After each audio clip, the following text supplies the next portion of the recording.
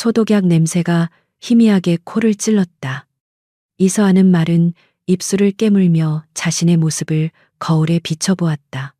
싸구려 폴리에스테르로 만든 어깨선조차 제대로 맞지 않는 하얀 드레스. 그녀의 아버지가 어젯밤 술에 취해 비틀거리며 검은 비닐봉지에 담아 던져준 웨딩드레스였다. 서아는 이 기괴한 연극의 주인공이 되고 싶지 않았다. 꾸물거리지 마. 문 밖에서 거친 목소리가 들려왔다. 아버지. 이만식이었다. 그는 초조한 듯 복도를 서성거렸다. 그 사람들이, 태아그룹 사람들이 얼마나 무서운지 잊었어. 네가 지금 우리 목숨줄을 쥐고 있는 거야. 서하는 눈을 감았다. 아버지가 도박으로 날린 돈은 평범한 사채가 아니었다. 대한민국을 움직이는 거대 기업, 태아그룹의 검은 돈이었다. 그리고 오늘 그녀는 그 빚 대신 팔려가는 것이었다. 태아그룹의 누군가, 이름도 얼굴도 모르는 남자에게 아버지는 그저 엄청난 부자라고만 했다. 서아는 거울 속 핏기 없는 자신의 얼굴을 바라보았다. 죽은 어머니가 물려주신 유일한 것. 막지만 고집스러워 보이는 눈동자만이 이 굴욕적인 상황에서도 빛을 잃지 않으려 애쓰고 있었다. 그녀는 낡은 문을 열고 나갔다. 이만식은 딸의 모습을 훑어보더니 만족스럽다는 듯 고개를 끄덕였다. 그래, 이만하면 됐어. 가자. 타가 밖에서 기다리고 있다. 그는 딸의 손목을 거칠게 잡아 끌었다. 마치 빚을 갚기 위해. 마지막 남은 가축을 끌고 가는 도살업자처럼. 차가 도착한 곳은 서울 외곽의 깊은 산속에 숨겨진 거대한 저택이었다. 성이라고 불러도 무방할 만큼 거대했지만 따뜻한 사람의 온기 대신 차가운 돌과 강철의 위압감만이 느껴졌다. 태아그룹의 본가가 아니라 무언가를 감추기 위한 비밀스러운 별장이 분명했다. 서아는 차에서 내리며 자신을 짓누르는 음습한 공기에 숨이 막히는 것을 느꼈다. 그들을 맞이한 것은 중년의 남자였다. 값비싼 맞춤 정장을 입었지만 그의 미소는 뱀처럼 차가웠다. 이만식 씨. 그리고 이서아 양. 남자가 손을 내밀었다. 태아그룹의 권영준 부회장입니다. 기다리고 있었습니다. 이만식은 그 앞에서 굽신거리기 바빴다. 아이고, 부회장님, 이렇게 직접 나와주시고. 제 딸, 서아입니다. 아주 착하고 순종적인 아이입니다. 권영준은 이만식의 아첨에는 관심 없다는 듯 서아를 위아래로 훑어보았다. 그의 시선은 상품의 가치를 매기는 듯 노골적이었다. 그는 서아의 싸구려 드레스와 겁에 질렸지만 굴복하지 않는 눈빛을 보며 만족스러운 미소를 지었다. 순종적으로 보이지만 쉽게 부러지지 않을 것 같은. 딱 그가 찾던 인형이었다. 좋아. 완벽하군. 시간 없어. 바로 서명하지. 그들은 손님을 맞는 응접실이 아닌 차갑고 텅 빈 서재로 이끌렸다. 결혼식이 아니었다. 그것은 매매 계약이었다. 변호사로 보이는 남자가 서류 몇 장을 내밀었다. 혼인 신고서와 재산 상속 포기 각서, 그리고 서아의 아버지를 위한 채무 탕감 확인서. 이만식은 손을 떨며 자신의 서류에 도장을 찍었다. 권영준이 서아에게 펜을 내밀었다. 이제 내 차례다. 서아는 아버지를 바라보았다. 이만식은 딸의 눈을 피했다. 서아는 더 이상 기대할 것이 없음을 깨달았다. 그녀는 자신의 이름을 적었다. 이서아. 그녀의 이름 세 글자가 그녀를 이 지옥에 팔아넘기는 낙인이 되었다. 이만식이 서류를 챙겨 도망치듯 서재를 빠져나갔다. 그는 단 한 번도 뒤돌아보지 않았다. 권영준이 만족스러운 미소를 지으며 일어섰다. 자, 이제 내 남편을 만나러 가야지. 태하그룹의 회장, 내 조카. 권지혁 군이다. 서아는 처음으로 남편의 이름을 들었다. 태하그룹의 회장 아버지는 그저 부자라고만 했는데, 하지만 그녀는 지금 그런 것을 따질 상황이 아니었다. 말없는 하녀가 서아를 2층으로 안내했다. 복도는 거대했지만 불빛 하나 없이 어두웠다. 공기 중에는 짙은 소독약 냄새와 함께 알 수 없는 낯선 풀 냄새가 희미하게 섞여 있었다. 마치 병원 복도를 걷는 듯한 불길함. 마침내 하녀가 거대한 원목문 앞에서 멈춰섰다. 들어가시죠. 사모님, 사모님이라는 호칭이 조롱처럼 들렸다. 서아는 심호흡을 하고 문을 밀고 들어갔다. 방은 거대했지만 가구라고는 거의 없었다. 방 한가운데 온갖 종류의 의료기기에 둘러싸인 거대한 침대가 놓여 있었다. 그리고 그 위에 한 남자가 누워 있었다. 그녀의 남편, 권지혁. 그는 밀랍 인형처럼 창백했다. 앙상하게 마른 뺨, 짙은 다크서클, 그리고 감긴 눈. 그는 숨을 쉬고 있는 것조차 의심스러울 정도로 미동도 없었다. 심장 박동을 알리는 모니터의 희미한 기계음만이 그가 아직 살아있음을 증명하고 있었다. 그는 정말로 죽어가고 있었다. 서아는 깨달았다. 아버지는 자신을 산 사람의 아내가 아니라 곧 죽을 남자의 마지막을 지킬 순장조로 팔아넘긴 것이었다. 아름다운 그림이지 않나. 어느새 권영준이 그녀의 등 뒤에 서 있었다. 그는 혐오스러운 애정을 담아 침대에 누운 조카를 바라보았다. 가엾은 내 조카. 권 회장. 너무 똑똑해서 탈이었지. 하지만 이제 곧 편안해질 거야. 그의 목소리에는 슬픔 대신 억누를 수 없는 환희가 배어 있었다. 그가 서아에게 다가왔다. 뱀의 혀 같은 속삭임. 그리고 넌 그의 마지막을 지키는 슬픈 미망인 역할을 하게 될 거다. 내 아비의 목숨은 내 연기력에 달렸어. 알겠나? 그는 서아의 어깨를 가볍게 쥐었다. 그 차가운 감촉에 서아가 몸을 떨었다. 권영준은 만족스럽게 웃으며 방을 나갔다. 철컥 하고 문이 잠기는 소리가 들렸다. 바깥에서 잠근 것이다. 서아는 이 거대하고 어두운 방에 죽어가는 남자와 단둘이 갇혔다. 창문은 두꺼운 커튼으로 가려져 있었고 방 안을 감시하는 듯한 CCTV의 붉은 점이 구석에서 깜박이고 있었다. 그녀는 옴짝달싹할 수 없는 감옥에 갇힌 것이다. 방 안에는 기계가 내는 단조로운 소리만이 울려 퍼졌다. 삐, 삐, 삐. 권지혁의 심장이 아직 뛰고 있음을 알리는 절망적일 정도로 느린 소리였다. 이서아는 거대한 방 한가운데에 우두커니 서 있었다. 문은 밖에서 잠겼고 구석의 붉은 점은 그녀의 모든 움직임을 감시하고 있었다. 그녀는 아버지를 원망할 힘조차 남아있지 않았다. 여기는 감옥이었고 그녀는 사형수의 마지막을 지키는 간수 역할로 던져진 것이다. 그녀는 천천히 침대 쪽으로 다가갔다. 이렇게 가까이에서 남자를 본 것은 처음이었다. 그는 남편이었다. 그녀는 이 끔찍한 희극에 실소를 터뜨릴 뻔했다. 그는 정말로 죽어가고 있었다. 촛농처럼 하얗게 질린 피부 밑으로 검푸른 핏줄이 비쳤고 바싹 마른 입술은 미세하게 떨리고 있었다.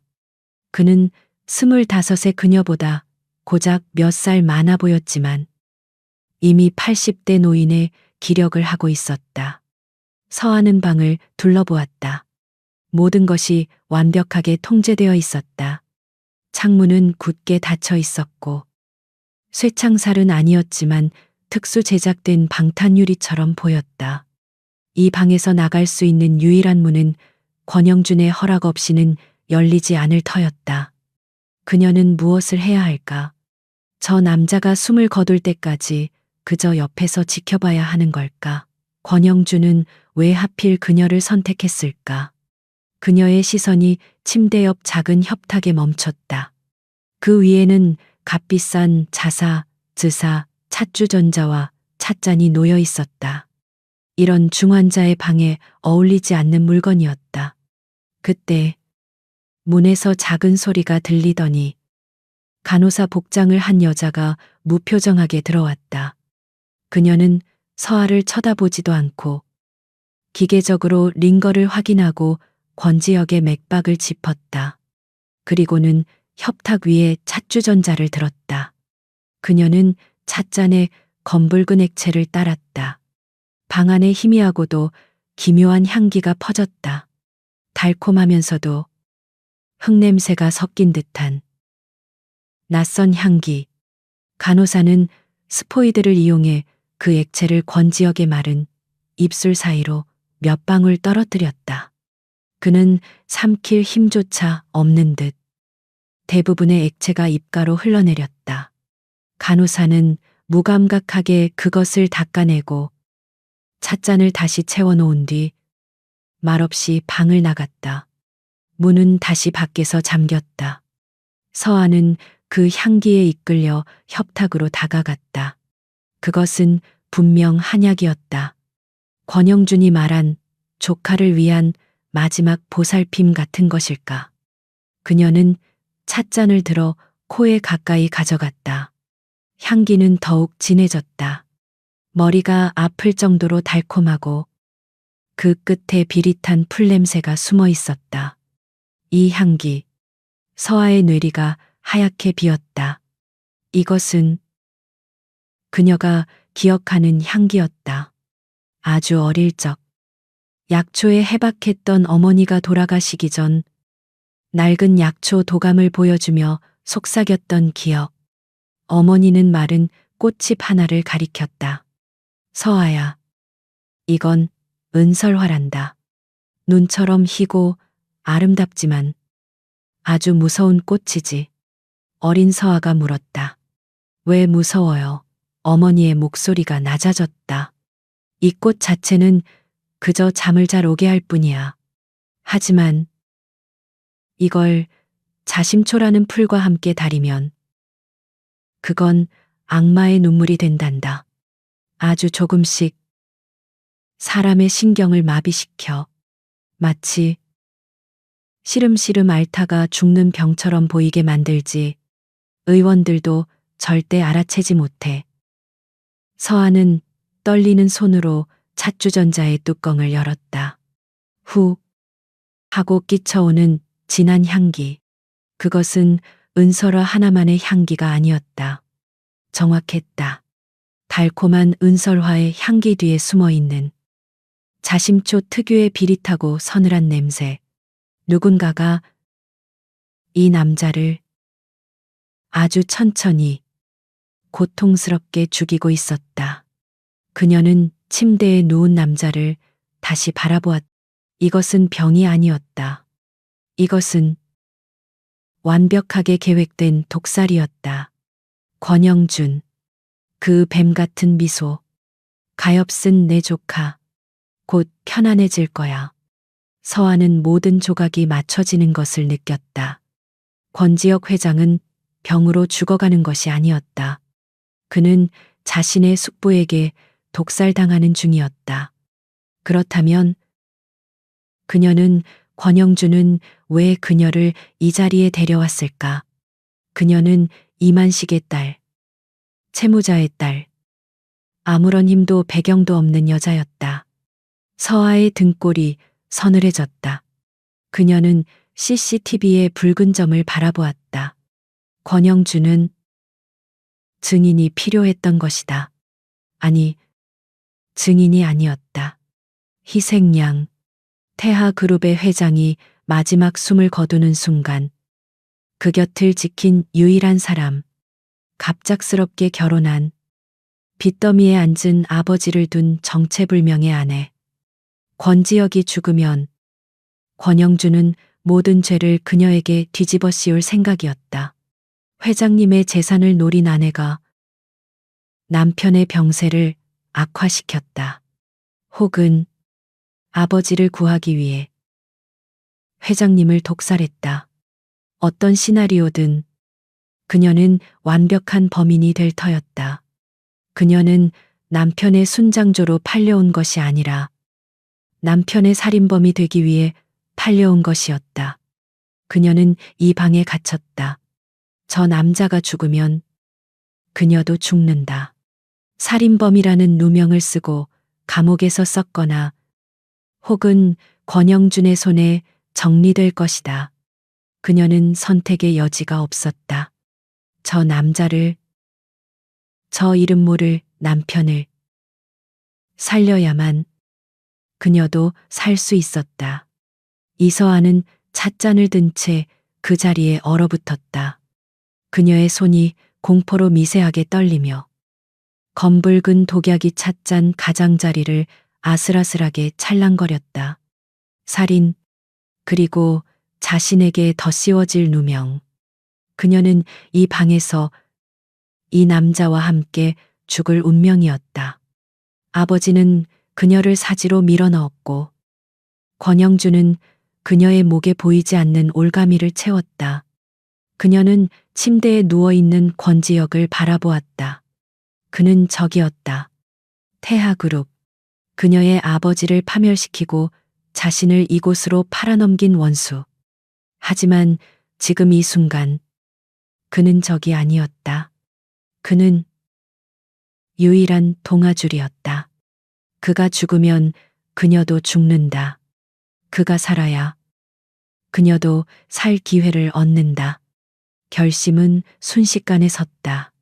그녀는 두려움에 떠는 대신 죽은 어머니가 물려주신 차가운 이성을 끌어올렸다. 어머니는 늘 말씀하셨다.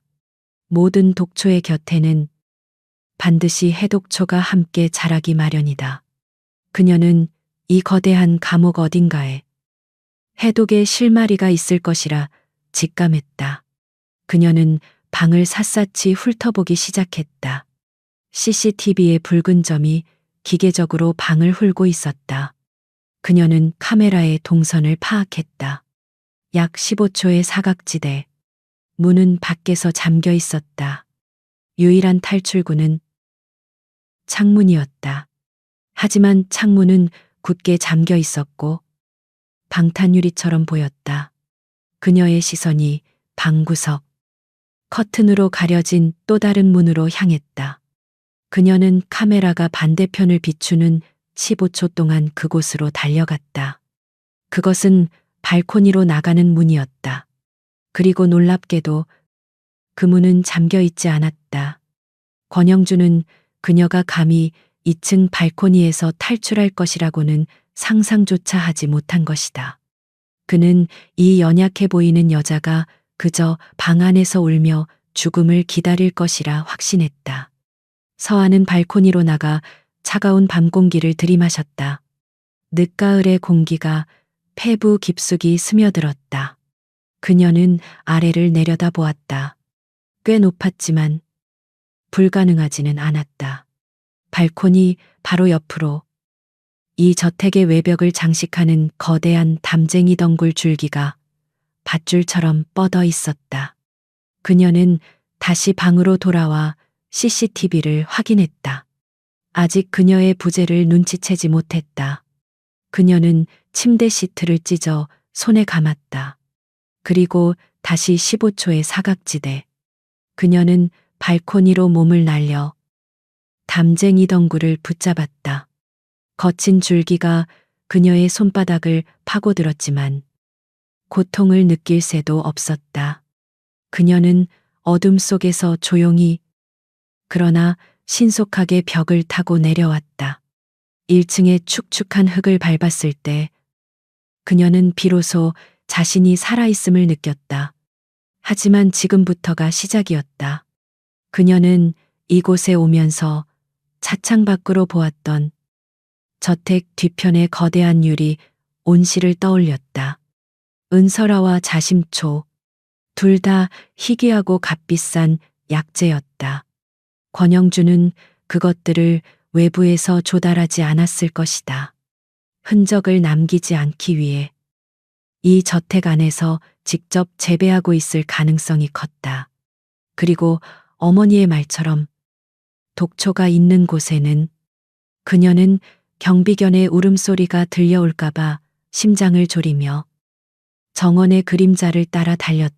마침내 거대한 유리 온실이 모습을 드러냈다. 달빛을 받아 유령처럼 하얗게 빛나고 있었다. 문은 역시나 잠겨 있었다. 그녀는 망설일 시간이 없었다. 그녀는 근처에 있던 작은 정원 용도를 집어들었다. 그리고 망설임 없이 유리창의 가장 구석진 곳을 내리쳤다. 쨍그랑 날카로운 파열음이 밤 공기를 갈랐다. 그녀는 깨진 유리 틈으로 몸을 밀어 넣었다. 온실 안은 축축하고 따뜻한 흙냄새로 가득했다. 그리고 그녀는 그것을 발견했다. 온실의 가장 구석, 특별 관리되는 구역, 눈처럼 하얀 은설화와 붉은 심장을 가진 자심초가 보란 듯이 자라고 있었다. 그녀의 심장이 격렬하게 뛰었다. 권영준의 확신에 찬 미소가 떠올랐다. 그는 이곳에 모든 것을 갖추고 있었다. 독과 그리고 서아의 눈이 빛났다. 자심초 덤불 바로 옆 그늘진 곳에 어머니가 말씀하셨던 바로 그 약초가 있었다. 용담초 롱담처. 용의 쓸개처럼 지독하게 쓰지만 마비된 신경을 깨우는 가장 강력한 해독제. 서아는 그것만으로는 부족하다고 판단했다. 독이 이미 몸 안에 너무 깊게 퍼져 있었다. 그녀는 온실을 미친 듯이 뒤졌다. 피를 맑게 하고 독을 배출시키는 백화사설초. 그리고 기력을 끌어올릴 마지막 한 가지. 그녀의 눈이 구석의 작은 화분에서 빛났다. 금잠초 김잠처. 죽어가는 심장도 다시 뛰게 한다는 전설 속의 약초였다. 권영주는 독초와 함께 만일을 대비한 해독초까지 이 모든 것을 자신의 소나기에 쥐고 있었던 것이다. 그녀는 필요한 만큼의 약초를 뜯어 품에 숨겼다. 다시 어둠을 뚫고 저택으로 돌아왔다. 담쟁이 덩굴을 타고 2층으로 기어오르는 것은 내려올 때보다 몇 배는 더 힘들었다. 그녀가 발코니에 발을 디뎠을 때 온몸은 땀과 흙먼지로 범벅이 되어 있었다. 방 안은 여전히 고요했다. CCTV는 기계적으로 움직이고 있었고 권지혁은 여전히 죽은 듯 누워 있었다.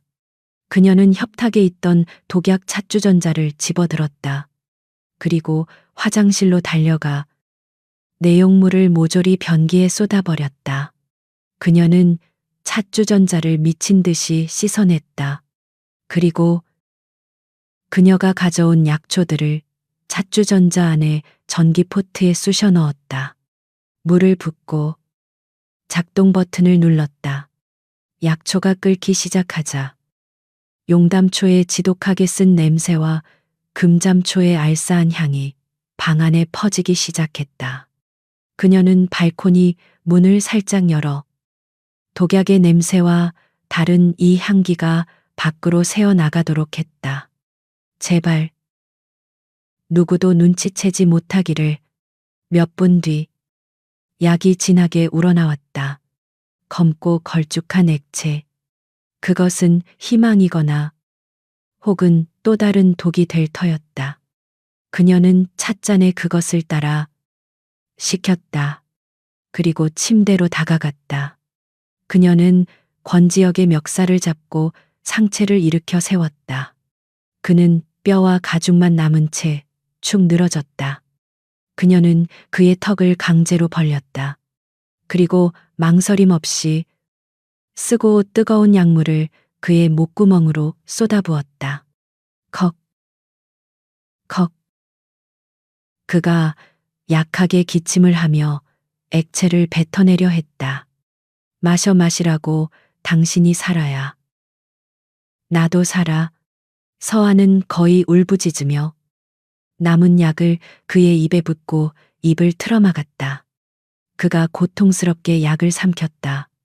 그녀는 그를 다시 침대에 눕혔다. 이제 그녀가 할 수 있는 일은 끝났다. 그녀는 CCTV가 가장 잘 보이는 의자에 앉아 기도하기 시작했다. 시간이 지옥처럼 흘러갔다. 1시간, 2시간, 창밖이 희미하게 밝아오기 시작했다. 새벽 4시, 남자는 여전히 미동도 없었다. 오히려 그의 심박 모니터 소리가 점점 더 느려지는 것 같았다. 삐, 삐, 삐. 그녀의 피가 차갑게 식었다. 실패했나? 그녀가 그를 죽인 건가? 그녀가 독약 대신 이 낯선 약초로 그의 숨을 끊어버린 건가? 공포가 그녀의 목을 졸랐다. 그녀가 절망하며 무너져 내리려던 바로 그 순간이었다. 헉. 침대에서 죽은 줄 알았던 남자가 격렬한 기침을 터뜨렸다. 그의 몸이 활처럼 휘었다. 심박 모니터가 경고음처럼 미친 듯이 울리기 시작했다. 삐삐삐삐. 서아는 비명을 지르며 일어섰다. 그리고 그가 눈을 떴다. 그것은 촛농처럼 꺼져가던 환자의 눈이 아니었다. 그것은 지옥의 밑바닥에서 기어나온 포식자의 눈이었다. 몇 달간의 도끼에 흐려졌던 동공이 순식간에 초점을 되찾았다. 차갑고 날카로우며 모든 것을 꿰뚫어보는 듯한 분석적인 눈빛. 그의 시선이 방안을 빠르게 훑었다. 요란하게 울리는 모니터, 낯선 여자, 그리고 자신의 손. 그는 자신이 살아있음을 깨달았다. 독의 안개가 걷혔다. 그는 자신의 몸을 짓누르던 지독한 무력감에서 벗어났다. 그의 눈이 서아에게 고정되었다. 그는 전광석화처럼 앙상하지만 강철 같은 힘으로 그녀의 손목을 낚아챘다. 너, 누구야? 그의 목소리는 몇 달 만에 처음 내는 소리라. 쇠가 긁히는 것처럼 거칠었다. 네가 무슨 짓을 한 거지? 이서아는 얼어붙었다. 남자의 손은 뼈와 가죽만 남을 정도로 앙상했지만 그 악력은 쇠사슬처럼 그녀의 손목을 올감했다. 너, 누구야? 목소리는 쇳소리 같았지만 그 눈빛은 모든 것을 꿰뚫어보는 칼날이었다. 시끄러운 모니터, 경고음이 방을 찢을 듯 울렸다. 밖에서 다급한 발소리가 들려오기 시작했다. 시간이 없었다. 저는 서아가 공포에 질려 속삭였다. 당신을 살리려 했어요. 그 차. 그 차는 독이에요. 이대로 두면 당신도 저도 죽어요. 그녀는 자신이 무슨 말을 하는지도 몰랐다. 남자는 그녀의 눈을 1초 도네이 꿰뚫어 보았다. 그는 그녀의 눈에서 거짓말이 아닌 절박한 진실을 읽었다. 쾅쾅쾅 회장님, 무슨 일이십니까? 권지혁이 재빨리 손을 들었다. 그는 경고음을 껐다. 방 안에 다시 섬뜩한 정적이 찾아왔다. 쿵문이 거칠게 열리고 아까 그 무표정한 간호사와 경비 2명이 들이닥쳤다. 그들은 깨어난 회장을 보고 경악했다. 그리고 그 옆에서 손목을 붙들린 채 겁에 질려 있는 서아를 보았다. 세상에, 회장님이. 권지혁은 앙상한 손으로 이마를 짚었다. 그는 방금 전의 포식자가 아니라 막 깨어난 연약한 환자의 모습으로 완벽하게 변신해 있었다. 그의 연기력은 소름이 돋을 정도였다. 소란. 피우지 마. 그가 약한 목소리로 그러나 분명한 권위를 담아 말했다. 간호사가 그에게 다가가려 하자 그가 손을 들어 막았다. 아니, 그의 시선이 서아에게 향했다. 그는 여전히 그녀의 손목을 놓지 않았지만 그 힘은 위협이 아닌 보호처럼 느껴졌다. 이 아가씨가, 아니, 내 아내가 준 차를 마셨어. 그의 시선이 비어있는 찻주전자를 향했다. 기분이 조금 나아졌어. 간호사의 얼굴이 하얗게 질렸다. 그녀는 자신이 가져온 독약이 비어있는 것을 보았다. 그녀는 본능적으로 권영준 부회장에게 보고해야 한다고 생각했다. 하지만 회장님, 그건 나가. 권지혁의 목소리는 약했지만 거스를 수 없는 명령이었다. 내 아내와 단둘이 있겠다. 경비들과 간호사는 혼란스러운 표정으로 서로를 쳐다보다가 마지못해 물러났다. 방 안에 다시 단둘이 남았을 때 권지혁은 서아의 손목을 놓아주었다. 그는 천천히 상체를 일으켰다. 몇 달 만에 스스로 몸을 일으킨 것이다. 근육이 비명을 질렀지만 그의 정신은 강철처럼 단단했다. 설명해. 서아가 떨리는 목소리로 자신이 본 모든 것을 말했다. 은설화와 자심초의 조합, 어머니에게서 배운 약초 지식, 그리고 자신이 온실에서 훔쳐온 용담초와 금잠초. 그녀는 이 모든 것이 자신 또한 죽을 위기였기에 감행한 일이라고 고백했다. 권지혁은 모든 것을 즉시 파악했다. 내 숙부, 권영준. 그가 읊조렸다. 역시 그 인간이었어. 내가 몇 달간 서서히 중독되고 있다는 건 알았지만 이 정도일 줄은 몰랐지. 그는 이 지옥 같은 방에서 연기를 하고 있었다. 자신이 언제 죽을지 모른다는 공포 속에서 적이 방심하고 스스로 꼬리를 잡히도록 유도하고 있었다. 그는 서아를 바라보았다. 그녀의 해독제는 기적이었다. 그가 예상했던 것보다 훨씬 빨리 몸의 감각을 되찾게 해주었다. 그가 널 여기 데려온 거군. 그가 서늘하게 말했다. 내 살인범으로 만들 완벽한 희생양으로. 서아는 그가 자신의 처지를 정확히 꿰뚫어 보는 것에 소름이 돋았다. 당신을 살려야 저도 살 수 있었습니다. 권지혁은 쓴웃음을 지었다. 그의 웃음은 앙상한 얼굴 위에서 기괴하게 일그러졌다. 빚쟁이 딸을 며느리로 들이다니. 내 아버지가 살아 있었다면 상상도 못할 일이지. 완벽하게 권영준의 작품이야. 그는 침대 가장자리에 위태롭게 걸터 앉았다. 그리고 서아에게 거부할 수 없는 제안을 했다. 거래를 하지. 이서아 씨.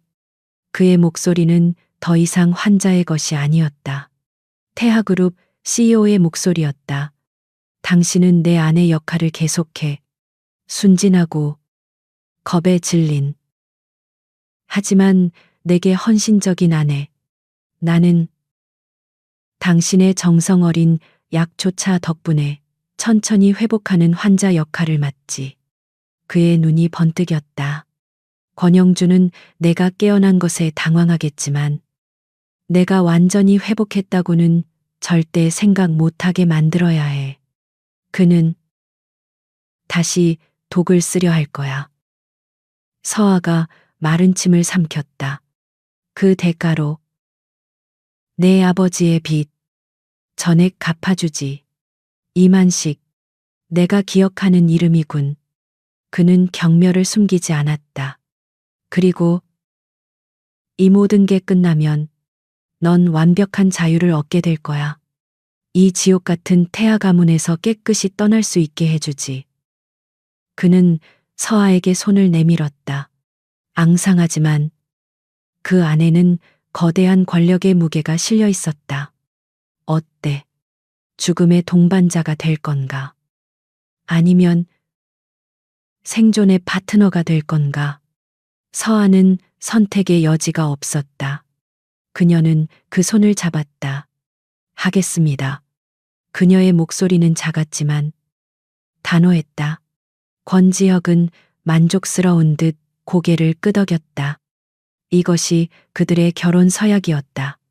피와 도구로 맺어진 생존 계약. 그는 즉시 행동에 들어갔다. 그는 인터컴 버튼을 눌렀다. 한 여장이 즉시 응답했다. 네. 회장님. 그녀의 목소리는 유령의 소리를 들은 듯 떨리고 있었다. 그가 스스로 인터컴을 누른 것은 몇 달 만에 처음이었다. 내 아내다. 권지혁이 힘겹지만 단호하게 말했다. 이서아, 내 아내야. 그런데 옷차림이 이게 뭐지? 그는 서아의 싸구려 드레스를 경멸하듯 바라보았다. 한 여장이 당황해서 반문했다. 네, 하지만 부회장님께서 내 말 들어. 권지혁이 말을 잘랐다.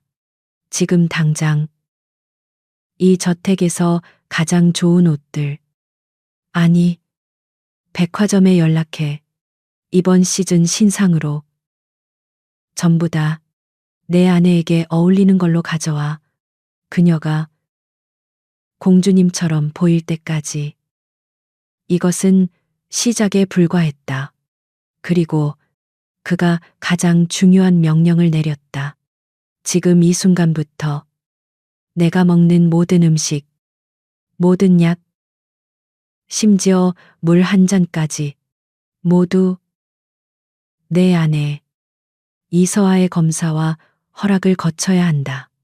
그녀가 만든 약초 차 외에는 아무것도 내 입에 들이지 마. 단 하나라도 어길시. 태아그룹에서 내쫓을 줄 알아.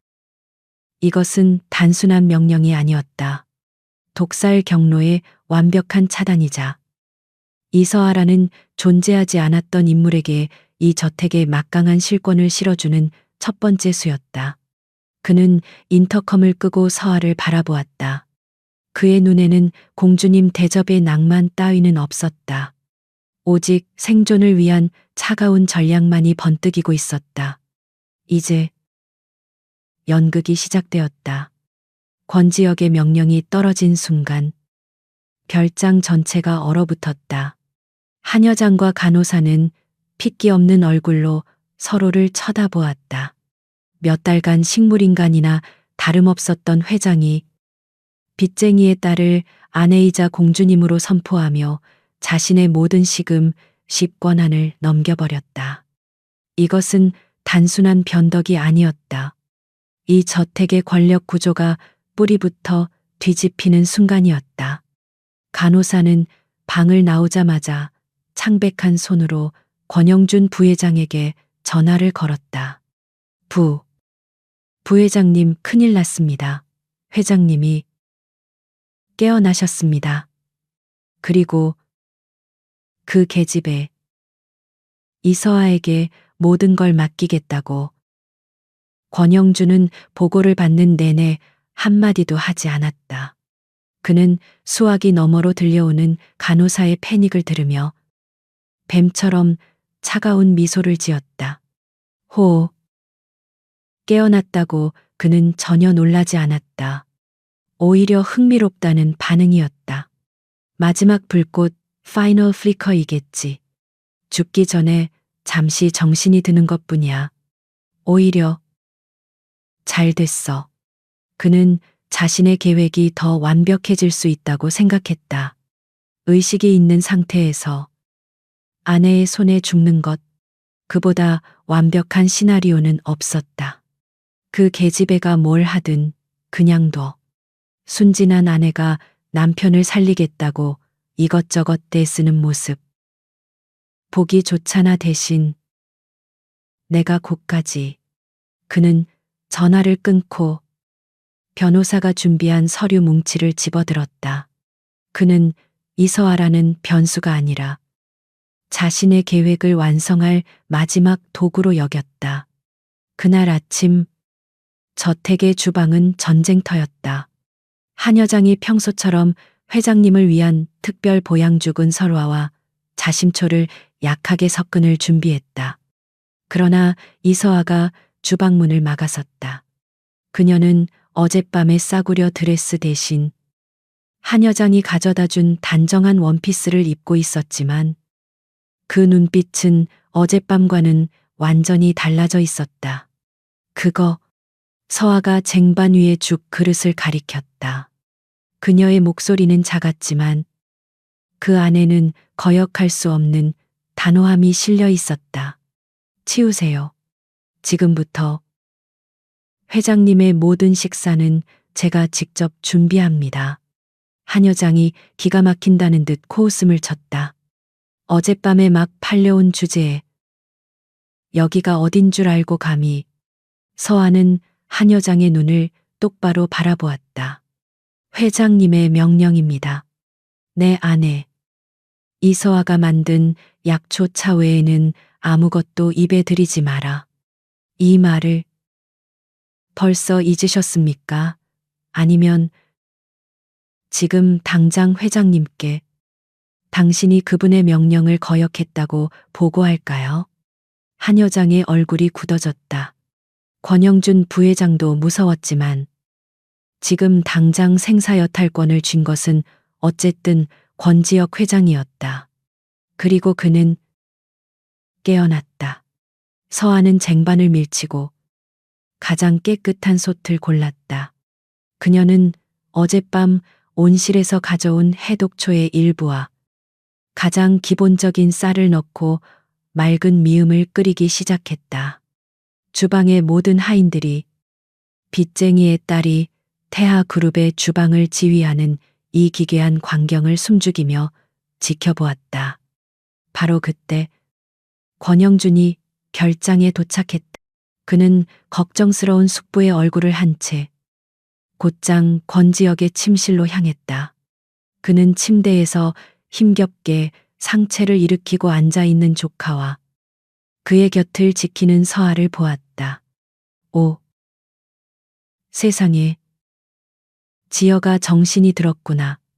그는 감격에 찬 목소리로 연기하며 서아의 손을 잡았다.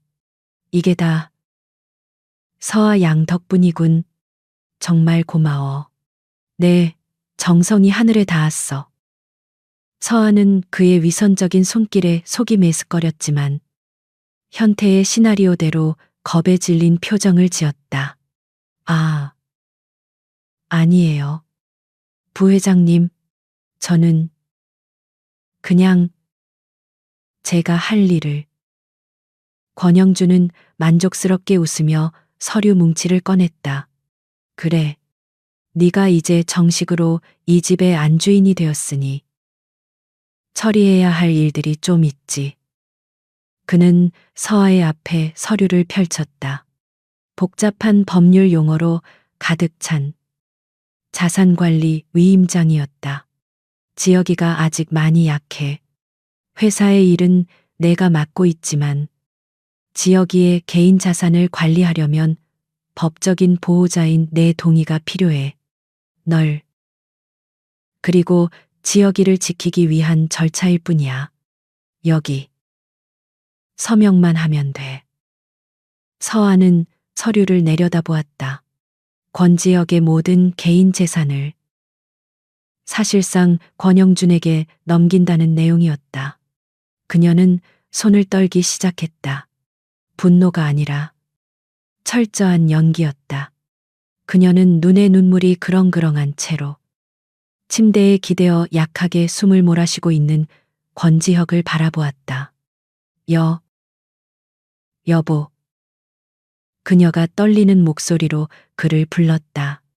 권지혁과 계약한 이후 처음으로 부른 호칭이었다. 이게 다 뭐예요? 저는 이런 거 하나도 모르겠어요.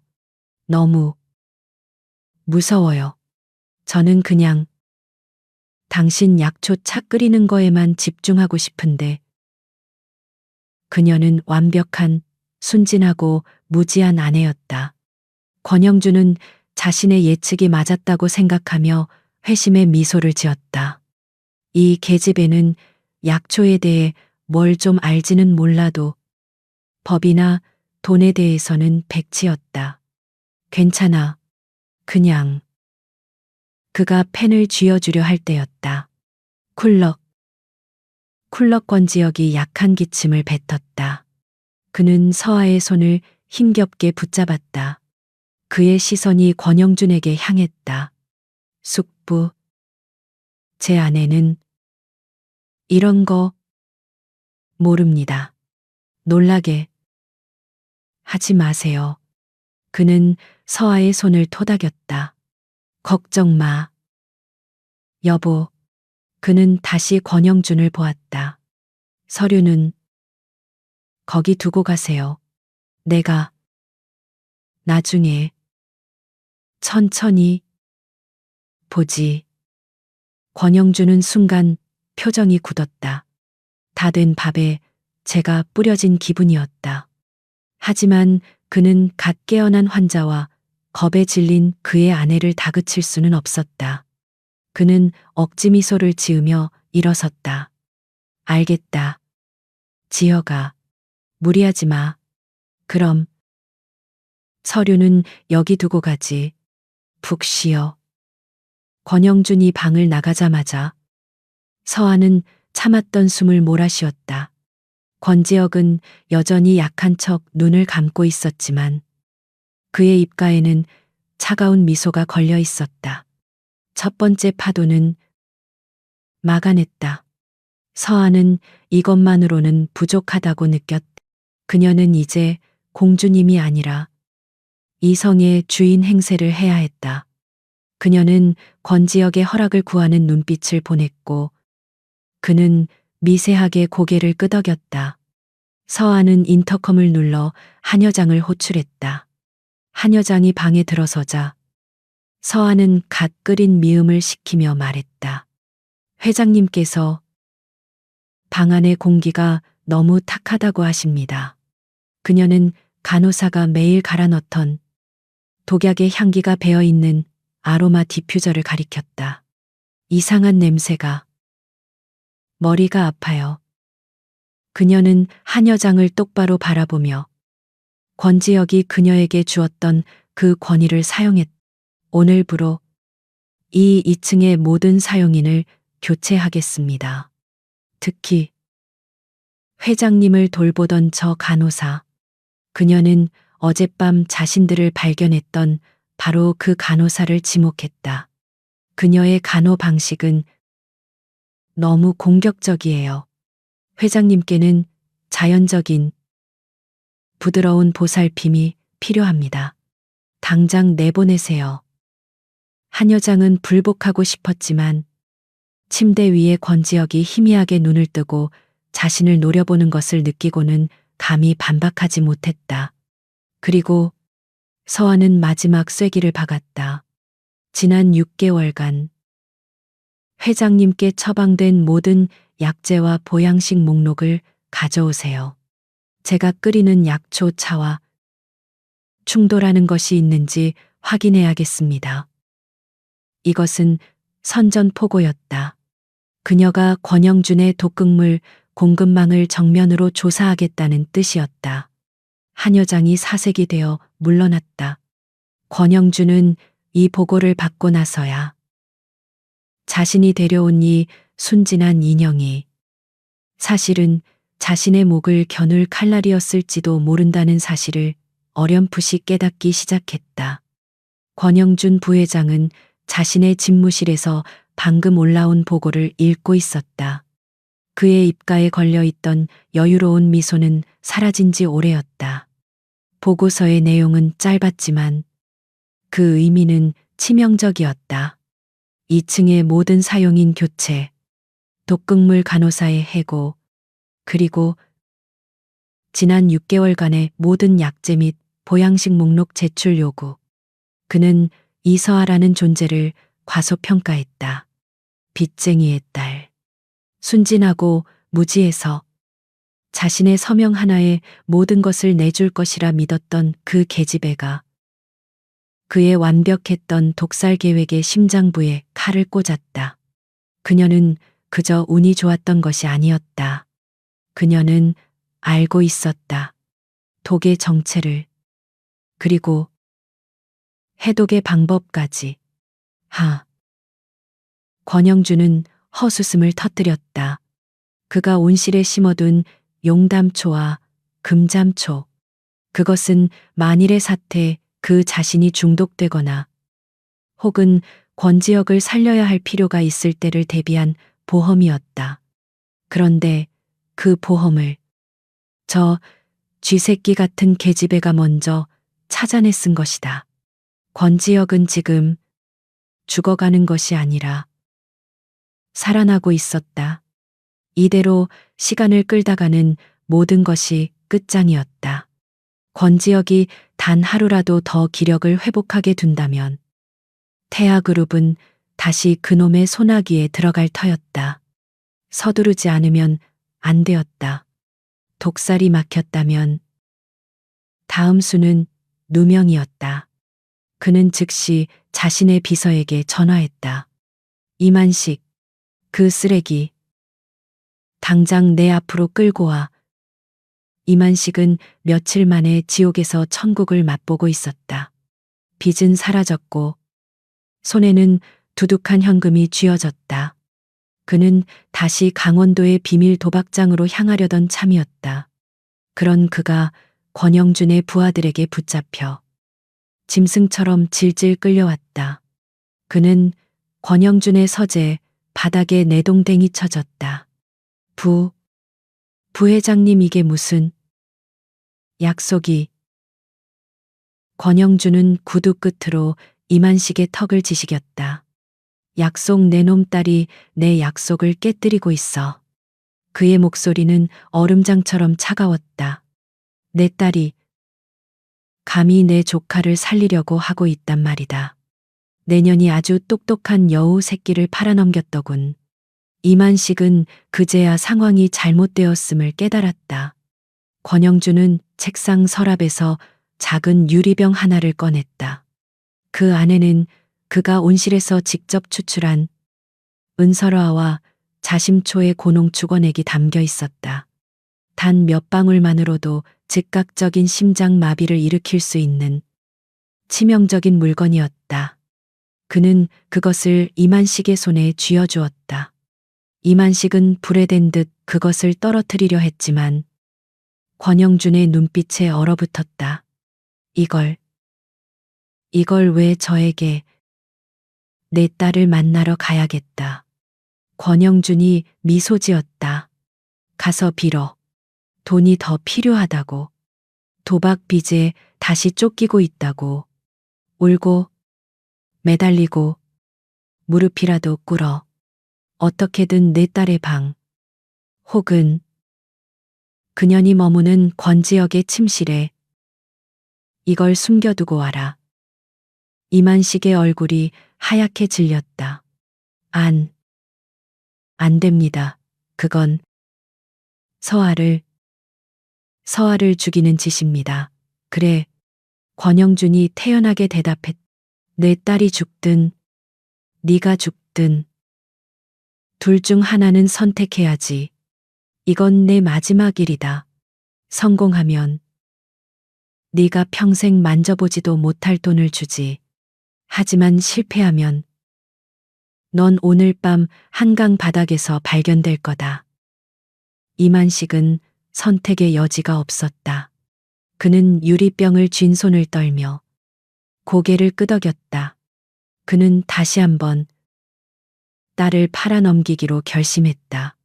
이번에는 돈이 아니라 자신의 목숨을 위해서. 그날 오후 별장의 분위기는 살얼음판 같았다. 이서아는 새로 뽑힌 하인들에게 권지혁의 미음을 다시 끓이도록 지시하고 있었다. 그녀는 주방을 완벽하게 통제했다. 그때 한 여장이 겁에 질린 얼굴로 달려왔다. 사모님, 저기 친정 아버님께서 뵙자고. 서아의 심장이 쿵 하고 내려앉았다. 아버지. 그녀는 권지혁의 침실로 돌아왔다. 그는 여전히 침대에 약하게 기대어 앉아 있었지만 그 눈빛은 모든 것을 꿰뚫어 보고 있었다. 왔군. 그가 낮게 말했다. 권영준이 당신의 가장 약한 고리를 건드린 거야. 서아는 불안했지만 피할 수 없었다. 그녀는 1층 응접실로 내려갔다. 그곳에 이만식이 있었다. 며칠 전보다 더 초췌하고 절박해 보이는 모습이었다. 그는 딸을 보자마자 달려와 무릎을 꿇었다. 서아야, 아빠. 아빠 좀 살려다오, 제발. 그는 서아의 손을 붙잡고 울부짖었다. 그놈들이 내가 빚을 다 갚은 게 아니었어. 이자가 더 붙어서 오늘까지 돈을 마련하지 못하면 내 손목을 자른다고. 그는 아이처럼 엉엉 울었다. 서아는 그 모습에 역겨움을 느꼈지만 동시에 저 비참한 남자가 자신의 아버지라는 사실에 가슴이 아팠다. 그래서 저보고 어쩌라고요? 서아가 차갑게 말했다. 절 다시 팔아넘기시게요. 아니야, 돈 좀 구해다오.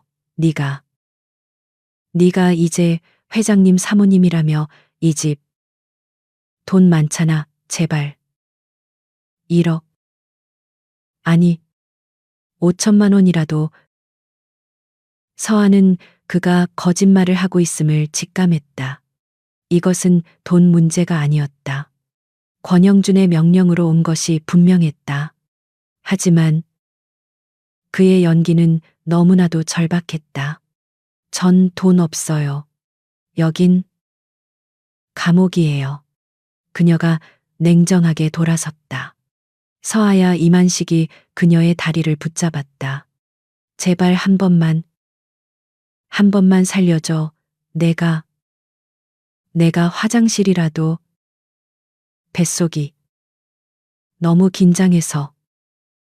그는 배를 움켜쥐고 고통스러운 표정을 지었다. 1층의 하인들이 그들의 추악한 실랑이를 훔쳐보고 있었다. 서아는 여기서 더 소란을 피우게 둘 수 없었다. 저쪽 복도 끝에 손님용 화장실이 있어요. 이만식은 그 말을 기다렸다는 듯 비틀거리며 일어섰다. 하지만 그는 손님용 화장실로 가지 않았다. 그는 2층으로 올라가는 중앙 계단으로 향했다. 안 돼요. 거긴 서아가 소리쳤지만 이만식은 이미 계단을 뛰어 올라가고 있었다. 제일 가까운 데로 가야 해. 급해 그는 2층 복도를 지나 망설임 없이 권지혁의 침실, 즉 서아가 함께 머무는 그 방의 문을 열고 뛰어 들어갔다. 그리고는 침실에 딸린 거대한 욕실로 직행했다. 서아가 뒤쫓아 방으로 뛰어들어왔을 때 침대에 누워있던 권지혁이 그녀를 보며 눈을 가늘게 떴다. 이 모든 것이 계획된 침입이었다. 아버지, 당장 나오세요. 서아가 욕실 문을 두드렸다. 몇 초 뒤 물 내리는 소리와 함께 이만식이 나왔다. 그는 완전히 넋이 나간 표정이었다. 그는 서아를 지나쳐 방 한가운데 서서 침대에 누운 권지혁을 바라보았다. 그는 자신이 무슨 짓을 했는지 깨달은 듯 공포에 질려 있었다. 그는 딸에게 아무 말도 하지 못하고 도망치듯 방을 뛰쳐나갔다. 서아는 그가 사라진 욕실을 멍하니 바라보았다. 그가 뭘 했어요? 권지혁이 침대 밑에 숨겨둔 소형 모니터를 가리켰다. 그 모니터는 욕실 내부를 비추는 비밀 카메라와 연결되어 있었다. 권영준이 그들을 감시하기 위해 설치해둔 것을 권지혁이 역으로 이용하고 있었다. 모니터 화면 속에서 이만식은 변기를 붙잡고 구역질을 하다가 주머니에서 작은 유리병을 꺼냈다. 그는 그것을 서아가 사용하는 세면도 구함 가장 깊숙한 곳 샴푸통 뒤에 숨겼다. 모든 것이 녹화되고 있었다. 권지혁이 차가운 목소리로 말했다. 함정은 설치됐어. 이서아 씨, 당신을 내 살인범으로 만들 완벽한 증거물이야. 서아는 자신의 세면대에 숨겨진 그 치명적인 독약병을 생각하며 온몸에 피가 차갑게 식는 것을 느꼈다. 이제 권영준의 마지막 공격이 시작될 터였다. 이만식이 도망치듯 사라진 욕실에는 그가 남긴 값싼 스킨 냄새와 함께 서아의 절망감이 감돌았다. 그녀는 욕실 세면대 거울에 비친 자신의 얼굴을 바라보았다. 샴푸통 뒤 그 어두운 구석에 자신을 살인범으로 만들 치명적인 독약병이 숨겨져 있었다. 권영준이 설치한 덫은 완벽했다. 그가 증거를 심었군요. 그녀가 떨리는 목소리로 말했다. 침대에 약하게 기대어 앉아있던 권지혁이 욕실 내부를 비추던 소형 모니터를 껐다. 모든 것이 선명하게 녹화되어 있었다. 그는 서아의 공포와 달리 얼음장처럼 차가운 침착함을 유지하고 있었다. 그래, 이만식은 권영준에게 돌아가 임무를 완수했다고 보고하겠지. 권지혁은 앙상한 손가락으로 침대 시트를 두드렸다. 이제 권영준은 확신을 가졌을 거야. 그는 이 증거를 가지고 바로 경찰을 부르지 않아. 그 인간은 그런 시시한 방식으로 이기려 하지 않으니까. 그의 눈이 맹수처럼 번뜩였다. 그는 무대를 원해. 완벽한 연극 무대. 서아가 그의 말을 이해하지 못하고 혼란스러운 눈으로 그를 바라보았다. 무대라니요, 이사들, 변호사들, 태아그룹의 핵심 인물들을 모두 불러 모을 거야. 권지혁이 설명했다. 모두가 보는 앞에서 비통한 숙부 역할을 연기하며 비극적으로 사망한 조카의 재산을 노린 악독한 아내를 고발하겠지. 그게 그가 그리는 그림이야. 그는 완벽한 명분을 원하니까. 이것은 서아가 상상했던 것보다 훨씬 더 거대한 음모였다. 그럼 우린 어떡하죠? 증거가 저기 있는데 당신의 역할이 지금부터 가장 중요해. 권지혁이 서아를 똑바로 바라보았다. 당신은 아무것도 몰라야 해. 저 독약병의 존재를 전혀 눈치채지 못한 순진하고 헌신적인 아내 역할을 계속해야 해. 그는 서아의 어깨를 가볍게 쥐었다. 권영준이 연극을 원한다면 우리는 그가 원하는 무대 위에서 그가 준비한 대본이 아닌 우리의 대본으로 춤을 춰야지. 권지혁은 이제 반격의 때가 왔음을 알았다. 그는 서아에게 CCTV의 사각지대를 다시 한번 확인하라고 지시했다. 카메라가 방 반대편을 비추는 그 짧은 15초. 그는 의료용 매트리스 및 철제 프레임에 단단히 고정해둔 작은 위성 전화를 꺼냈다.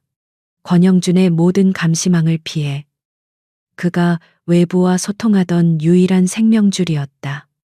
그는 단 하나의 번호를 눌렀다. 신호음이 3번 울린 뒤 낮고 침착한 목소리가 수화기 너머에서 들려왔다. 회장님. 김비서. 권지혁의 목소리는 갈라졌지만 그 안의 힘은 숨길 수 없었다. 아직 안 죽었네. 잘 듣게. 그는 지난 몇 달간 자신이 의심했던 모든 것을 명령으로 바꾸어 쏟아냈다. 권영준 부회장. 아니, 권영준의 모든 차명 계좌를 추적해 내가 맡겼던 피닉스 프로젝트 비자금, 싱가포르 계좌로 빼돌린 내역. 전부 다 24시간 주지. 태아그룹의 법무팀이 아니라 자네의 개인 라인만 움직여. 알겠습니다. 김 비서는 질문하지 않았다. 그리고 한 가지 더. 이만식, 내 아내의 아버지. 권지혁의 목소리가 차가워졌다. 권영준이 그를 살려둘 리 없어. 증거인멸을 위해 곧 처리할 거다. 그들보다 먼저 이만식을 찾아서 어떻게 하실 겁니까? 보호해주겠다고 제안해. 권영준의 살인교사 혐의를 증언하는 대가로 해외에서의 새 삶을 보장해주겠다고. 권지혁은 덫에 걸린 쥐를 다루는 법을 알았다. 그의 모든 자백을 영상으로 녹화해. 그게 우리 무대의 마지막 소품이 될 거야. 전화가 끊어졌다. 권지혁은 다시 죽어가는 환자로 돌아왔다. 그는 서아에게 이제 그들의 연극, 극 속의 극을 시작해야 한다고 말했다. 서아는 두려웠지만 이제 그녀는 혼자가 아니었다. 그녀는 이 거대한 음모의 희생양이 아니라 공동 연출자가 되어 있었다. 다음 날 아침, 별장의 분위기는 폭풍 전야처럼 고요했다. 서아는 평소처럼 해독 효과가 있는 약초를 다려 권지혁에게 가져갔다. 그녀는 일부러 더 밝은 목소리로 그에게 말을 걸었다. 여보, 오늘은 기분이 좀 어떠세요? 안색이 어제보다 훨씬 좋아진 것 같아요. 그녀의 연기는 완벽했다. 그때 권영준이 보낸 사람이 도착했다. 그가 매수했던 권지혁의 주치의 최 박사였다. 그는 권영준의 명령을 받고 권지혁의 상태가 얼마나 나빠졌는지 확인하러 온 것이었다. 권영준은 이만식이 심은 독약이 벌써 효과를 발휘하기를 기대하고 있었다. 최 박사는 의아해했다. 그가 진료 차트에 기록했던 것과는 달리 권지혁의 바이탈 사인은 아주 미약하게 남아 상승하고 있었다. 그는 서아가 가져온 약초 차의 냄새를 맡고는 코웃음을 쳤다. 사모님, 이런 검증되지 않은 민간요법은 오히려 회장님의 상태를 악화시킬 수 있습니다. 서아는 상처받은 표정을 지었다. 하지만 이게 제가 할 수 있는 유일한 일인걸요. 최 박사는 이 순진한 여자가 남편을 살리겠다고 발버둥치는 것이 실제로는 독살 계획을 돕고 있다는 사실에 속으로 비웃었다. 그는 권영준에게 회장의 상태는 여전히 위중하며 저 무식한 아내의 간호가 상황을 더 예측 불가능하게 만들고 있다고 보고했다. 권영준은 이 보고에 아주 만족했다. 그날 밤 김 비서의 연락이 왔다. 그는 이만식을 찾아냈다. 한강 근처의 싸구려 모텔에서 술과 공포에 절어 떨고 있는 그를. 김 비서의 부하들은 그에게 2가지 선택지를 주었다. 권영준의 손에 사고로 죽든가 아니면 모든 것을 자백하고 딸이 주는 마지막 기회를 잡든가. 이만식은 카메라 앞에서 무너져 내렸다. 그는 권영준이 자신을 어떻게 협박했는지, 그 끔찍한 독약병을 주며 딸의 방에 숨기라고 명령했는지 모든 것을 울부짖으며 자백했다. 그 영상 파일은 즉시 권지혁의 안전한 클라우드로 전송되었다. 권지혁은 김 비서로부터 온 마지막 확인 문자를 받았다. 횡령 증거 확보, 자백 영상 확보. 그는 위성 전화를 다시 매트리스 밑에 숨겼다. 그는 창밖의 어둠을 바라보며 서아에게 말했다. 무대가 완성되었소. 이서아 씨, 이제 저들이 막을 올리라고 재촉할 때까지 기다리기만 하면 돼. 이틀 뒤 권영준 부회장이 마침내 움직였다. 그는 가족 저녁 식사라는 명목으로 별장의 모든 사람을 소집했다. 단순한 식사가 아니었다. 태아그룹의 법무팀장과 권영준이 자신의 편으로 포섭해둔 핵심 이사 2명, 그리고 주치의 최 박사까지. 그의 연극을 위한 모든 관객이 모여들었다. 별장의 거대한 식당에는 불이 환하게 켜졌지만 공기는 장례식장처럼 무겁고 차가웠다. 권지혁은 서아의 부축을 받으며 휠체어에 앉아 식탁 상석으로 향했다. 그는 며칠 전보다 훨씬 더 수척하고 위태로워 보였다. 서아가 밤새 달인 해독초 덕분에 기력은 돌아왔지만 그는 지금 이 순간을 위해 모든 에너지를 약한 척 연기하는 데 쏟아붓고 있었다. 그의 앙상한 목에는 옅은 식은땀이 배어 있었고 숨소리는 금방이라도 끊어질 듯 가빴다. 서아는 그 곁을 지켰다. 그녀는 더 이상 순진함을 연기하지 않았다. 그녀는 절망에 빠진 아내를 연기했다. 붉게 충혈된 눈, 금방이라도 눈물을 쏟을 듯한 표정. 그녀는 휠체어를 미는 내내 남편이 쓰러질까봐 전전긍긍하는 헌신적인 아내의 모습 그대로였다. 권영준은 그들의 등장을 보며 잔인한 연극의 연출자로서 완벽한 캐스팅에 만족했다. 모두가 자리에 앉아 권영준이 비통한 표정으로 일어섰다. 바쁘신 와중에 이렇게 늦은 저녁, 무거운 자리로 모시게 되어 유감입니다. 그는 상석에 앉은 권지혁을 슬픈 눈으로 바라보았다. 보시다시피 우리 지혁이, 권 회장의 상태가 오늘 아침을 기점으로 급격히 나빠졌습니다. 이사들의 얼굴이 굳어졌다. 주치의 최 박사가 고개를 숙이며 그의 말을 거들었다. 사실입니다. 며칠 전 사모님의 정성 어린 간호 덕분에 잠시 호전되는 듯 했으나 오늘 오전부터 원인을 알 수 없는 급격한 신경마비 증세가 다시 진행되고 있습니다. 바이탈이 매우 불안정합니다. 서아는 이 모든 것이 거짓말이라는 것을 알았지만 절망에 빠진 아내처럼 입술을 깨물며 신음소리를 냈다. 권영준은 그녀의 그런 반응을 기다렸다는 듯 그녀에게 다가와 위로하듯 어깨를 감쌌. 서아 양. 아니, 재수 씨, 정말 애썼네. 하지만 이제는 우리 모두가 현실을 받아들여야 할 때야. 그는 식탁 중앙으로 걸어 나왔다. 태아그룹은 더 이상 리더의 공백을 감당할 수 없습니다. 저는 숙부로서 그리고 태아의 2대 주주로서 결단을 내려야만 합니다. 그는 법무팀장에게 눈짓했다.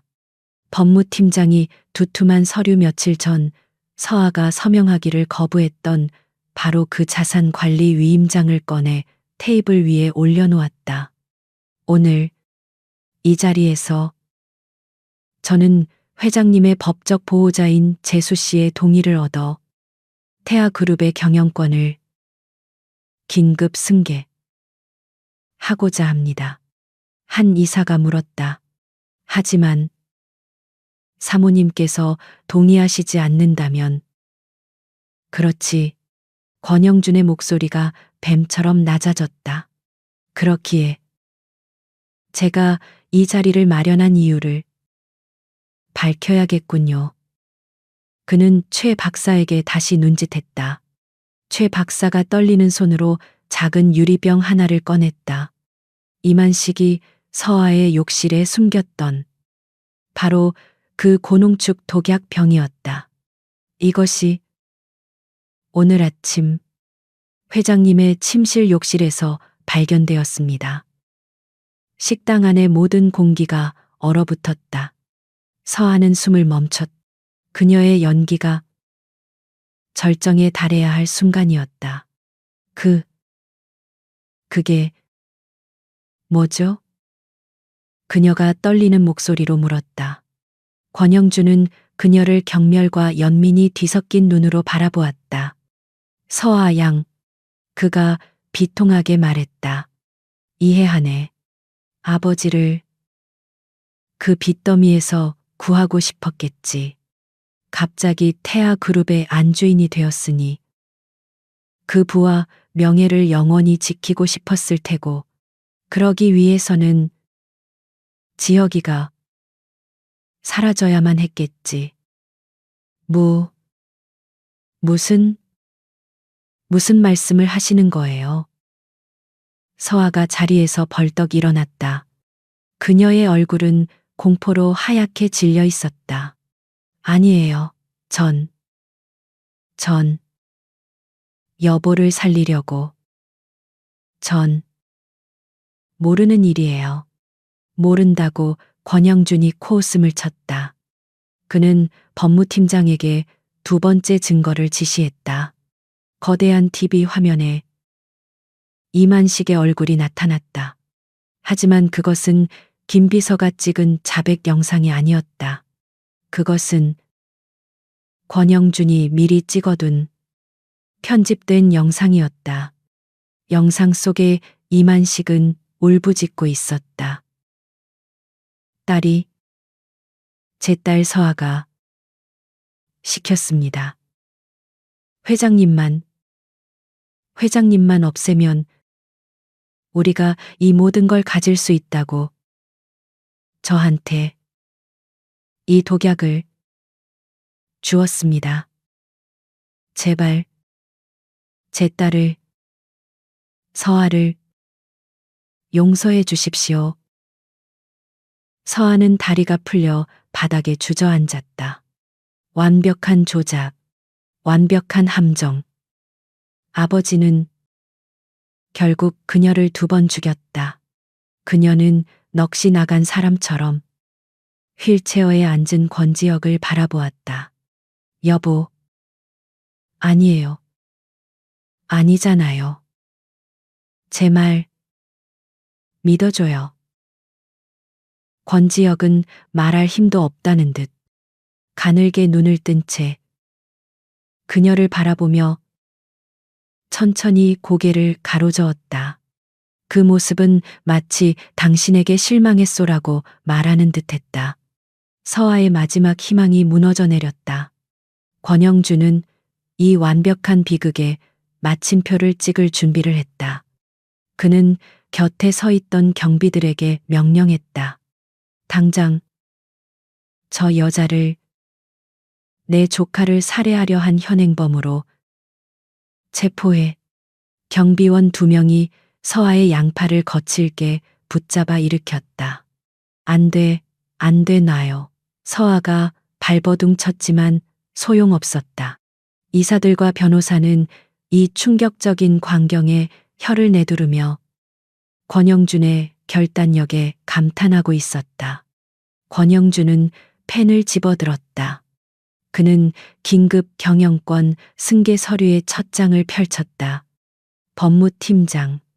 보호자의 살인 미수 혐의가 입증된 이상 차순위 혈족인. 내가 서명하는데 법적인 문제는 없겠지. 네. 부회장님. 완벽합니다. 권영주는 승리의 미소를 지었다. 그는 펜 끝을 서명란에 가져갔다. 6년간의 기다림. 지루했던 독살 계획. 그 모든 것이 이 펜 끝에서 완성될 터였다. 태아를 위하여. 그가 승리를 선언하듯 읊조리며 펜을 내리 그으려던 바로 그 순간이었다. 거기 멈추시죠. 식당 전체를 울리는 낮고 차가운 목소리.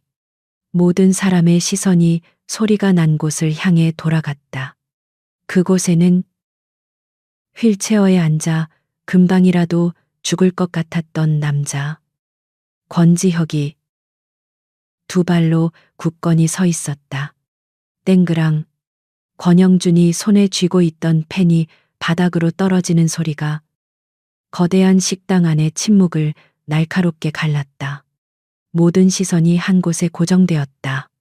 방금 전까지 휠체어에 앉아 금방이라도 숨이 넘어갈 듯 연기하던 남자. 권지혁. 그가 두 발로 굳건히 서 있었다. 그는 여전히 병약해 보이는 환자복을 걸치고 있었지만 그에게서 뿜어져 나오는 기운은 더 이상 환자의 것이 아니었다. 몇 달간 그를 짓눌렀던 도끼의 안개가 거친 냉철하고 무자비한 태아그룹 총수의 눈빛. 그는 자신을 체포하려던 경비원들에게 붙들려 있던 이서아를 바라보았다. 그 손. 당장 놓지. 명령이었다. 얼음장 같은 목소리에 경비원들은 저도 모르게 서아의 팔을 놓았다. 서아는 비틀거리며 한 걸음 물러섰다. 그녀는 이 모든 것이 계획의 일부임을 알면서도 그의 완벽한 귀환에 심장이 미친 듯이 뛰었다. 지혁아. 권영준이 유령이라도 본 듯 하얗게 질린 얼굴로 그를 불렀다. 네. 네가 어떻게. 넌. 내가 어떻게 서 있냐고. 권지혁이 식탁을 짚으며 천천히 그러나 흔들림 없는 걸음으로 그에게 다가갔다.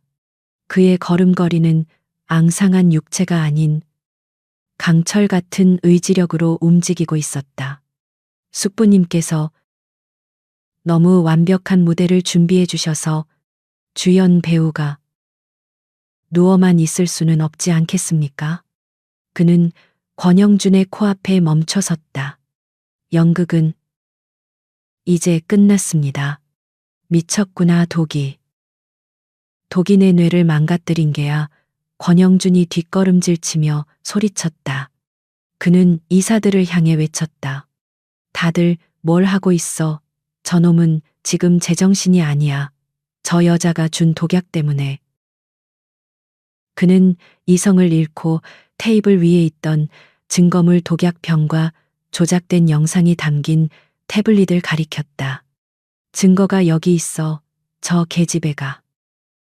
증거. 권지혁이 비웃었다. 숙부님께서 준비한 그 조악한 소품 말씀이십니까? 그가 문 쪽을 향해 고개를 까딱했다. 식당의 육중한 문이 열리고 그동안 권지혁의 그림자 역할을 하던 김비서가 단정한 정장 차림으로 들어섰다. 그의 손에는 또 다른 태블릿 PC가 들려 있었다. 이사님들, 그리고 변호인단. 권지혁이 식당 전체를 향해 말했다. 숙부님의 편집본은 잘 감상했습니다. 이제 감독판을 보실 차례입니다. 김 비서가 태블릿을 대형 스크린에 연결했다. 화면에 나타난 것은 다시 이만식이었다. 하지만 그는 권영준의 영상에서처럼 딸을 고발하고 있지 않았다. 그는 어두운 모텔 방에서 김비서의 카메라 앞에서 무너져 내리고 있었다. 권영준 부회장이 시켰습니다. 딸의 방에 이 독약병을 숨기라고. 그러지 않으면 저를 죽이겠다고. 제발, 제발. 서아는 아무것도 모릅니다. 이만식의 절규가 식당을 가득 메웠다. 권영준의 얼굴에서 핏기가 완전히 사라졌다. 이사들은 경악하며 방금 전까지 자신들이 동조했던 남자를 벌레 보듯 쳐다보기 시작했다. 이건 조작이야. 저놈이 내 아버지를 협박한 거야. 서아가 소리쳤지만 아무도 그녀의 말을 믿지 않았다. 권지혁은 한 걸음 더 다가갔다. 조작. 그는 주머니에서 작은 녹음기를 꺼냈다. 서아가 이만식과 응접실에서 대화할 때 그녀의 주머니에 넣어두었던 것이었다. 녹음기에서는 이만식이 돈을 요구하며 화장실에 가겠다고 소란을 피우는 목소리가 생생하게 흘러나왔다. 이것이 숙부님의 배우가 내 침실 욕실에 소품을 설치하러 잠입하는 과정입니다. 권지혁이 녹음기를 껐다. 그리고 이것. 그가 김비서에게 신호를 보냈다. 스크린의 영상이 바뀌었다. 화면에 나타난 것은 복잡한 숫자와 해외 계좌의 흐름도였다.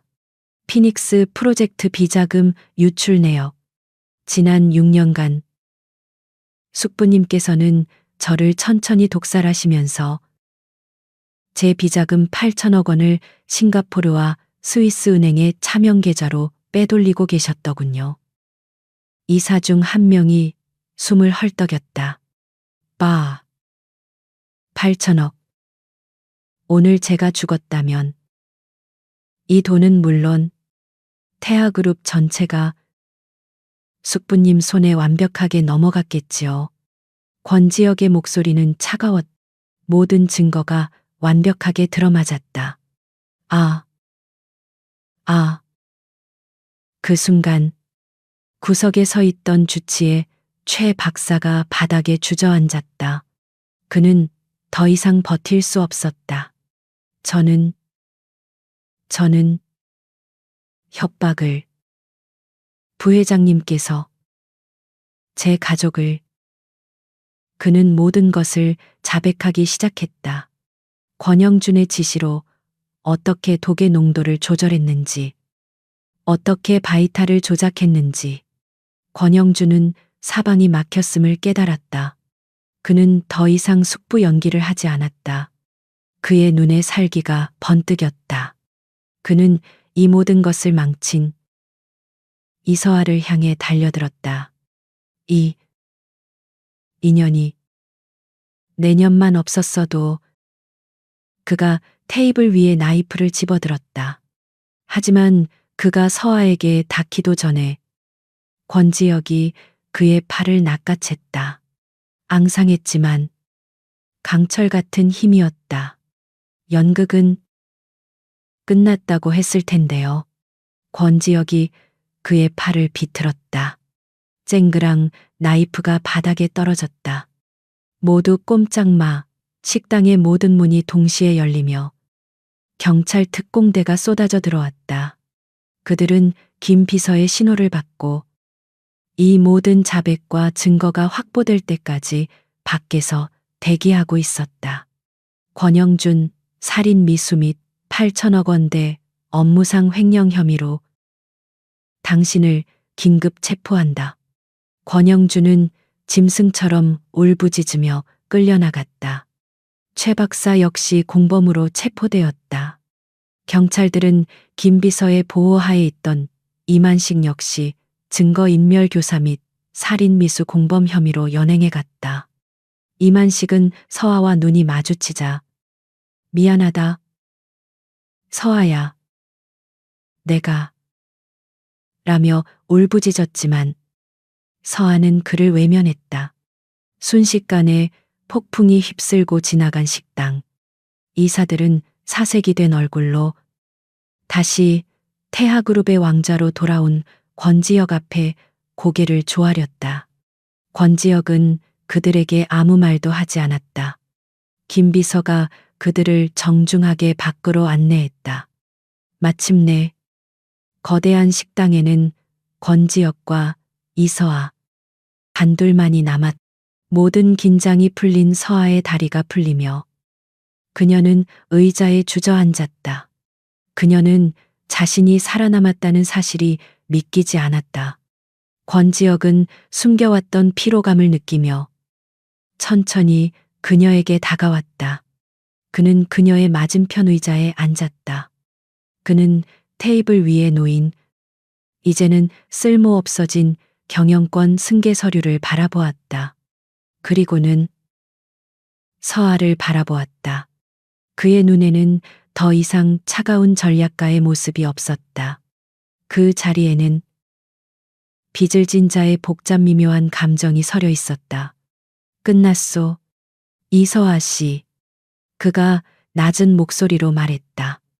당신이 해냈어. 폭풍이 휩쓸고 지나간 거대한 식당 안에는 먼지가 가라앉는 소리 외에 아무것도 들리지 않았다. 이서아는 다리에 힘이 풀려 의자에 주저앉아 자신의 가늘게 떨리는 손을 내려다보았다. 끝났다. 지옥 같았던 연극이, 아버지의 배신이, 그리고 권영준의 그 끔찍한 음모가 정말로 끝났다. 그때 쿵 하는 무거운 소리가 들렸다. 그녀가 고개를 들었을 때 방금 전까지 왕처럼 굳건히 서 있던 권지혁이 식탁을 짚은 채 거칠게 숨을 몰아쉬고 있었다. 그는 무너지고 있었다. 독 때문이 아니었다. 몇 달간의 중독과 사투. 그리고 오늘 밤 이 모든 반격을 위해 마지막 남은 생명력까지 끌어쓴 그의 몸이 마침내 한계에 부딪힌 것이다. 서아가 반사적으로 일어섰다. 회장님. 그녀가 비틀거리며 그에게 달려갔다. 그가 쓰러지기 직전 그녀의 가녀린 어깨가 그의 앙상한 몸을 받아냈다.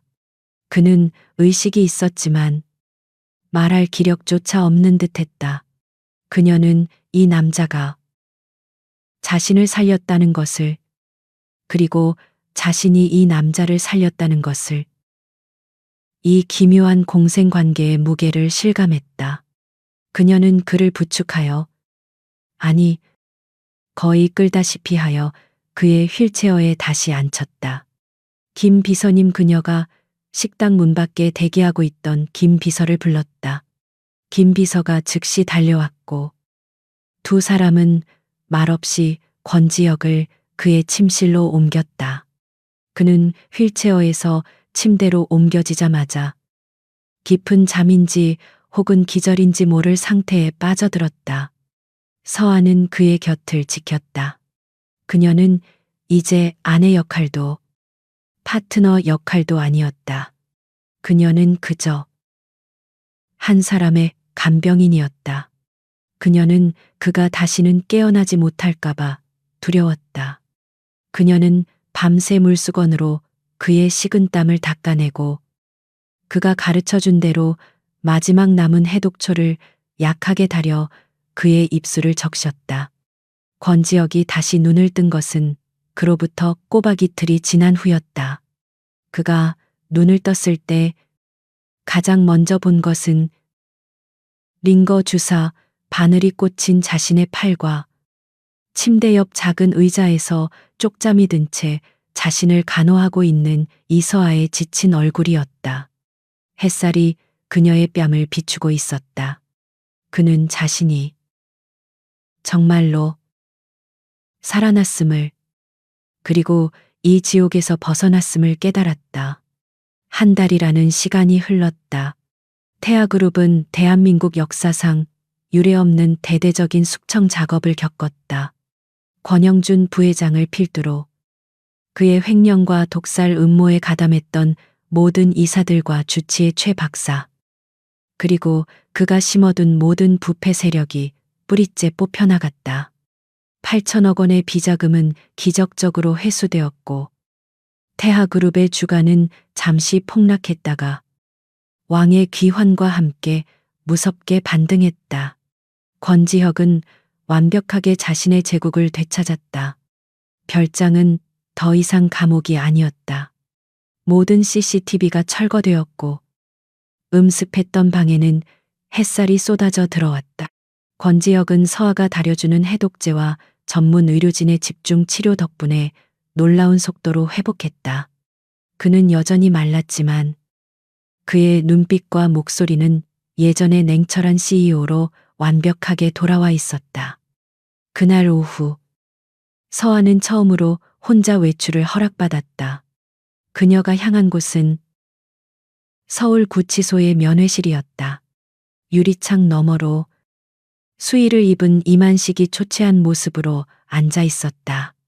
그는 딸을 보자마자 울음을 터뜨리며 유리창을 두드렸다. 서아야, 아빠가 잘못했다. 내가. 그놈이. 서아는 아무 말 없이 그를 바라보았다. 그녀의 눈에는 더 이상 원망이나 슬픔이 없었다. 오직 깊은 연민과 체념만이 남아 있었다. 제가 김 비서님께 부탁드렸어요. 그녀가 조용히 입을 열었다. 아버지의 자백 영상이 결정적 증거가 되었다고 들었어요. 권영준 부회장의 살인교사 혐의를 입증해서 형량이 줄어들 거래요. 그래. 서아야 역시 내 딸. 그럼 네가 날. 이만식의 눈에 희망이 어렸다. 서아는 천천히 고개를 저었다. 아니요. 전 아버지를 용서하지 않아요. 그녀의 목소리는 단호했다. 아버지는 절 2번 파셨어요. 한 번은 돈 때문에, 한 번은 목숨 때문에. 그녀는 자리에서 일어섰다. 이게 마지막이에요. 아버지. 유리창에 손을 대려다. 그녀는 멈췄다. 전 더 이상 아버지의 딸 이서아가 아니에요. 그냥 이서아로 살 거예요. 그녀는 뒤돌아섰다. 이만식이 절규하며 그녀의 이름을 불렀지만 그녀는 단 한 번도 뒤돌아보지 않고 면회실을 빠져나왔다. 그녀를 올가매던 마지막 족쇄가 끊어졌다. 그녀가 별장으로 돌아왔을 때 권지혁은 서재에서 그녀를 기다리고 있었다. 그곳은 더 이상 독초 냄새가 아닌 맑은 공기와 커피 향으로 가득 차 있었다.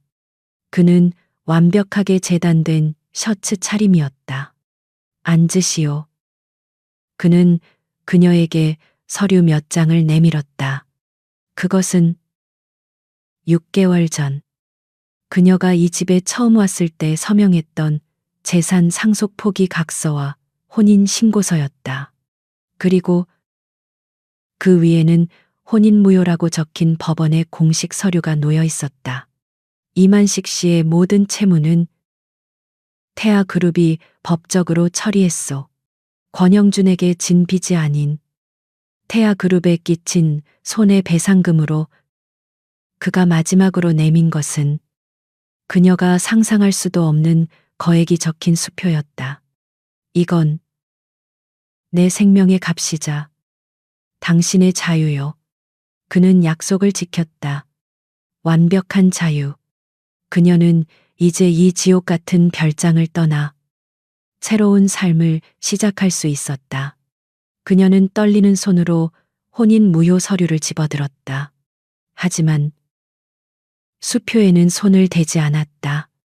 그녀가 고개를 들어 그를 바라보았다. 가도 좋다는 말씀이시군요. 물론이요. 그게 우리의 계약이었으니까. 권지혁의 목소리는 평온했지만 그의 눈은 그가 처음 깨어났을 때처럼 그녀를 꿰뚫어 보고 있었다. 서하는 자리에서 일어섰다. 그동안 감사했습니다. 그녀가 고개를 숙이고 서재를 나가려 할 때였다. 잠깐 권지혁의 목소리가 그녀를 붙잡았다. 그녀가 멈춰 섰다. 그는 그녀에게 다가왔다. 그 계약 수정해야 할 것 같소. 그가 그녀의 손에서 혼인 무효 서류를 빼앗아 반으로 찢어버렸다. 서하의 눈이 놀라움으로 커졌다. 회장님, 내가 당신을 공주님처럼 대우하라고 명령했던 거 기억하시오? 그가 물었다. 네, 그건 전략이었소. 내 사람들을 속이고 권영준을 방심하게 만들 연극이었지. 그는 그녀에게 한 걸음 더 다가왔다. 그의 눈에는 더 이상 차가운 전략가의 모습이 없었다. 그 자리에는 한 남자의 진심이 담겨 있었다. 하지만 당신은 진짜였어. 그가 속삭였다. 내 독을 당신의 지식으로 풀어냈고 내 적의 함정을 당신의 용기로 맞서 싸웠소. 이서아 씨, 당신은 내가 팔려온 인형이라고 생각했던 당신은 사실 나와 태하그룹 전체를 구한 유일한 사람이오.